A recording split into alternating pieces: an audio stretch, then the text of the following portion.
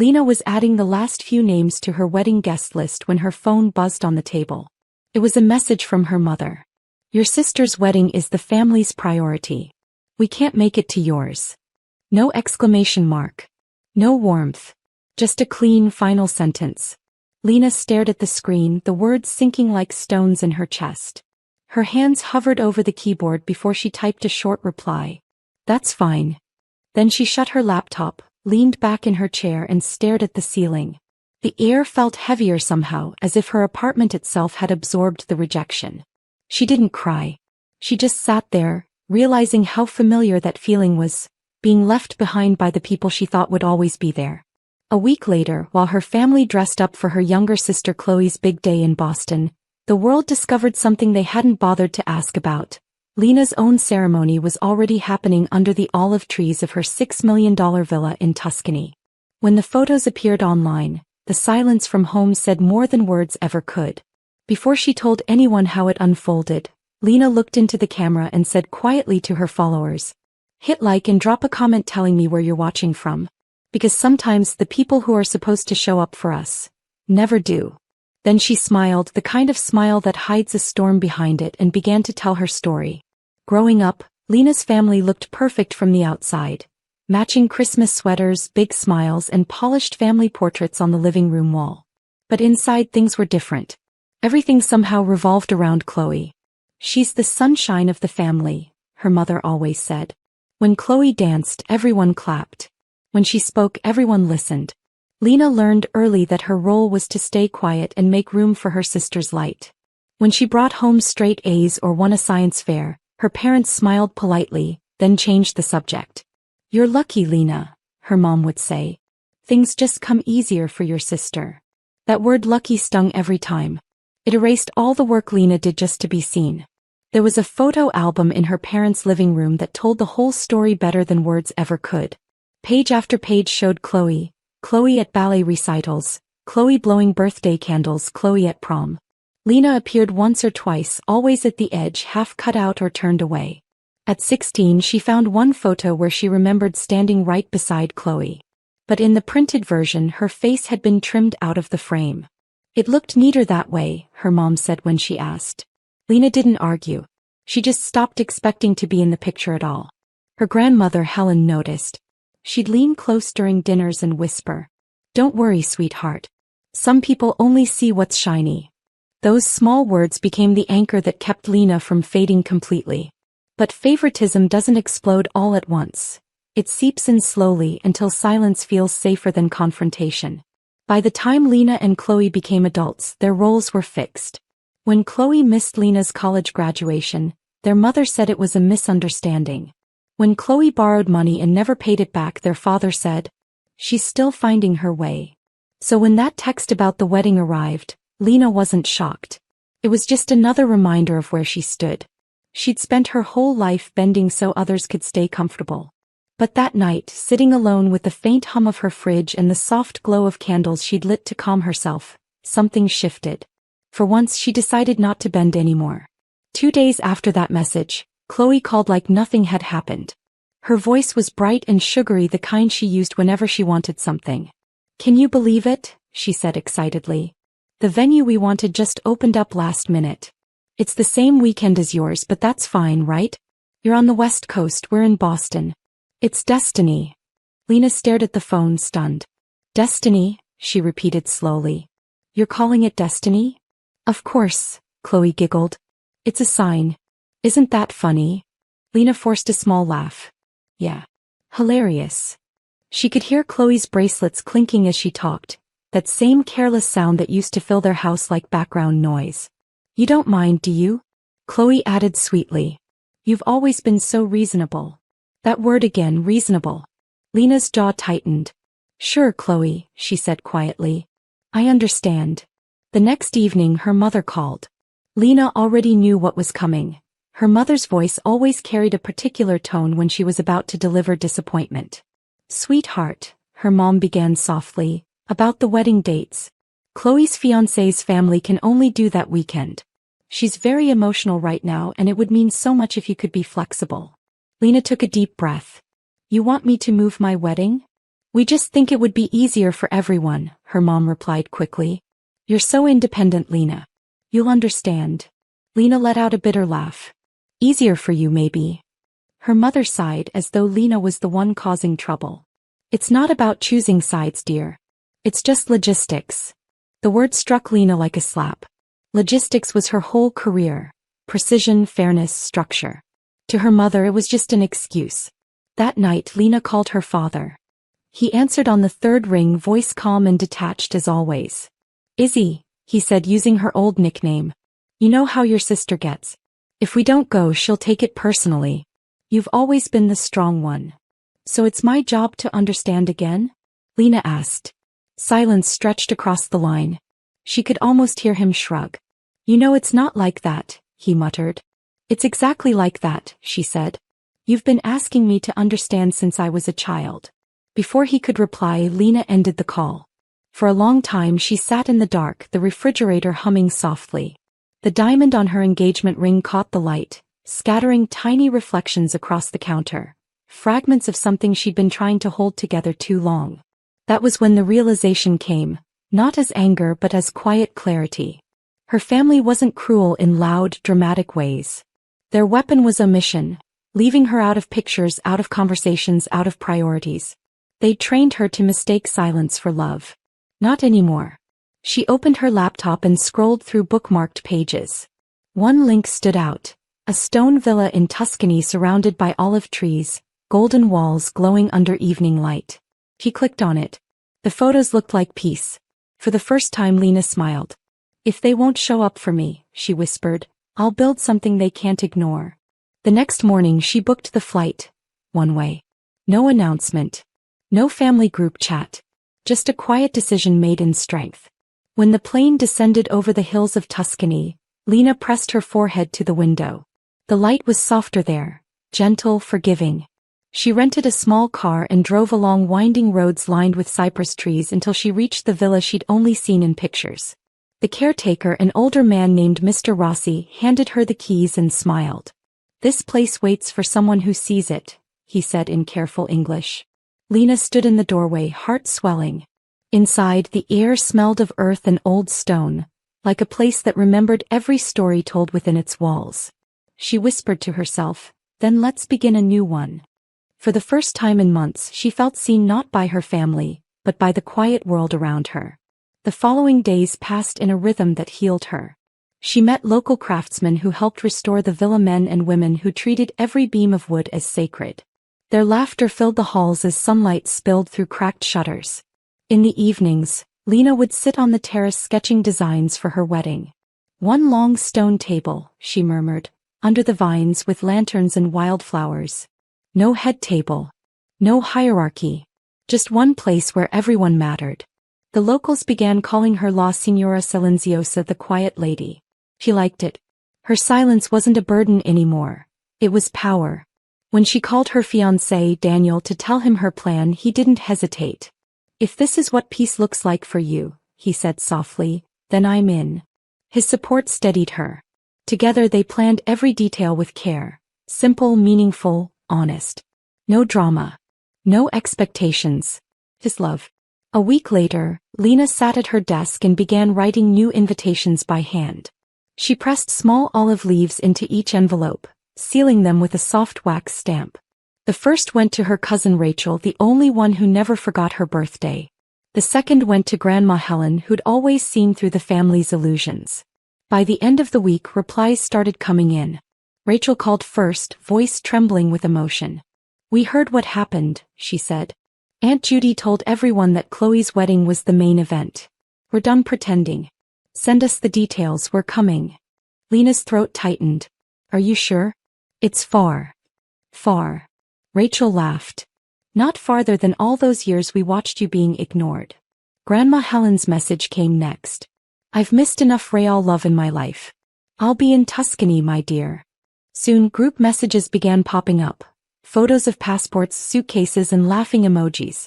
They called themselves the real family table. For the first time, Lena didn't feel abandoned. She felt chosen. As the weeks passed, the villa transformed. Lanterns hung from the grapevines, candles lined the stone steps, and the air smelled of rosemary and wine. Every evening, Lena walked barefoot across the courtyard, watching her vision come alive. This wasn't revenge anymore. It was revelation. She had spent her life waiting to be invited, waiting to be loved in return. Now she understood love isn't something you beg for. Something you build. Standing on the terrace, she whispered to herself, "They don't have to come. The right people already did." The morning of both weddings arrived under the same sun, but the worlds couldn't have been more different. In Boston, the ballroom glittered under chandeliers, but something felt off. Half the seats at the front sat empty. "Maybe their flights got delayed," her mother said nervously, checking her phone. "Maybe," her father muttered, adjusting his tie. Meanwhile, across the ocean, Tuscany was bathed in golden light. The villa glowed like a painting. Laughter drifted through the olive trees as guests took their seats. Rachel's children chased each other between the tables, and Grandma Helen held a small olive branch in her lap. When Lena stepped out in her simple silk gown, the crowd fell silent. For the first time in her life, every gaze was on her, and none of it was forced. Lucia, the local chef who had become one of Lena's closest friends, adjusted the sprig of olive leaves pinned in her hair and smiled. "For good fortune and for truth," Lucia said softly in her warm Italian accent. Lena took a steady breath. "For truth," she echoed. The soft chords of a guitar drifted through the air. Eli, Rachel's husband, began playing a slow melody under the vines. Guests turned their faces toward the aisle as Lena stepped forward, her gown catching the sunlight. There was no orchestra, no choreographed procession. Just the hum of life, the scent of olive oil and flowers, and the sound of love filling the courtyard. For the first time, Lena didn't feel like she was walking toward approval. She was walking toward peace. When she reached Daniel, he smiled like he had been waiting his whole life for this moment. The officiant, a local friend of Lucia's, spoke gently in melodic English. "Love is not measured by how many are invited, but by who shows up." The words sank into Lena's heart like sunlight through water. When it was her turn to speak, she didn't read from a script. Her vows came out as a breath, steady and clear. "To the ones who show up," she said. "This love is for you, for those who believed in me before I ever had to prove I was enough." Rachel wiped her eyes, Grandma Helen nodded, and Daniel's fingers brushed against hers. The world finally felt right just for that moment. The ceremony ended not with applause but with warm laughter and embraces. Guests lingered at the long table as Lucia's kitchen doors swung open, carrying platters of handmade pasta, roasted vegetables, and fresh bread drizzled with olive oil. The lanterns flickered to life as the sun dipped behind the hills, casting gold light across every smiling face. "Eat, drink, and remember why you came," Lucia said cheerfully, refilling wine glasses. Lena laughed, her heart light.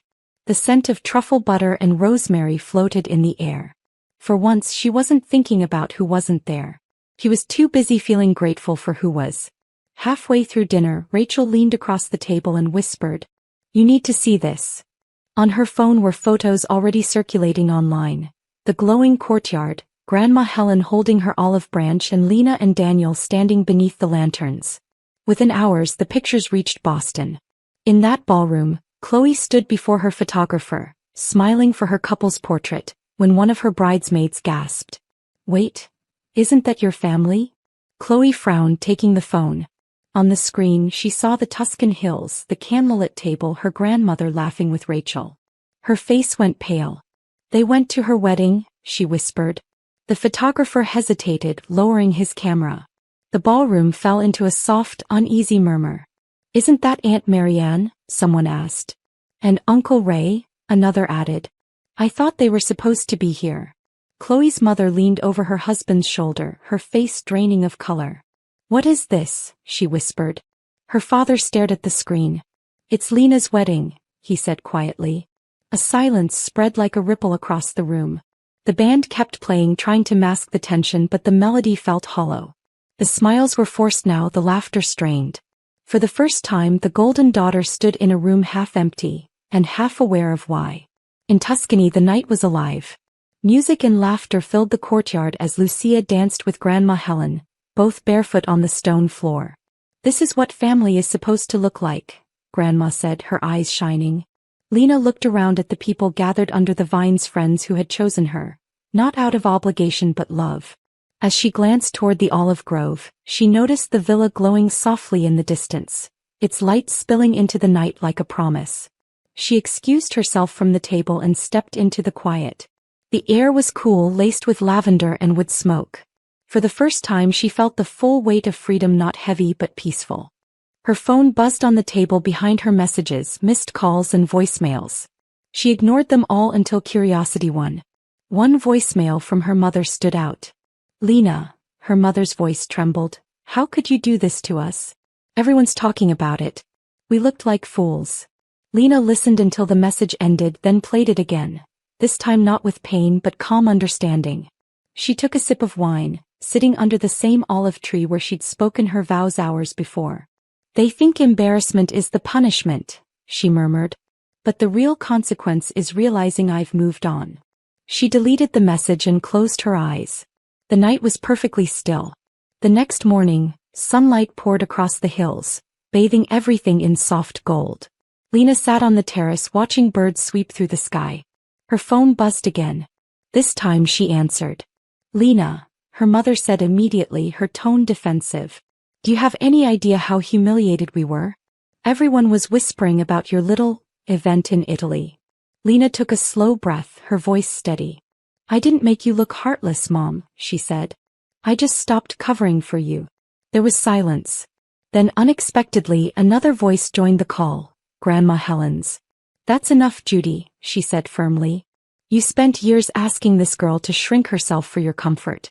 Now she finally stood tall and you're calling it cruelty. That's not cruelty. That's freedom." Her mother didn't respond. Just a shaky exhale, then the line went dead. Lena set the phone down and walked outside. The olive trees swayed gently in the breeze, whispering like old friends. Lucia came out from the kitchen, wiping her hands on her apron. "Everything okay, Signora?" she asked kindly. Lena smiled faintly. "Better than okay. It's finally quiet in all the right ways." Lucia nodded and looked toward the courtyard. "Then eat, my dear. You've earned peace." As she walked back inside, Lena stood beneath the vines, her heart full. Peace. It wasn't loud or dramatic. It was the sound of her own name not being forgotten. That evening, when the sun dipped behind the Tuscan hills, Lena set one last plate at the head of the long stone table, the seat that had always been empty. Around it, the petals and wine stains from the night before still lingered like proof of something real. She tied a small olive green ribbon around the chair and whispered, "For the girl who once waited to be chosen." The wind rustled the vines in response, soft and forgiving. Lena poured herself a glass of wine and looked toward the fading horizon. Grandma's words echoed gently in her mind. "Love isn't management, it's showing up." And as twilight fell, Lena smiled. She didn't need their table anymore. She had built her own, and the right people had found their way to it. The morning after her symbolic farewell, the villa was quiet again.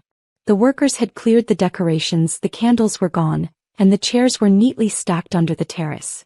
Yet the air still carried a hum of laughter, like the echoes refused to leave. Lena wandered barefoot across the courtyard, trailing her fingers along the stone wall. She smiled at the sight of a single olive leaf stuck in a crack between the bricks, a small reminder that joy had truly taken root here. For years she had mistaken silence for emptiness. Now she understood, sometimes silence meant peace. Later that afternoon, Rachel came by with coffee and a mischievous grin. "Guess what?" she said, waving her phone. "You're trending." Lena blinked. "What do you mean trending?" "The photos. Grandma with the olive branch. The villa. Everything. People are sharing it with captions like, 'The quietest revenge is peace.'" Lena laughed softly. "Of course they are." Rachel leaned against the railing.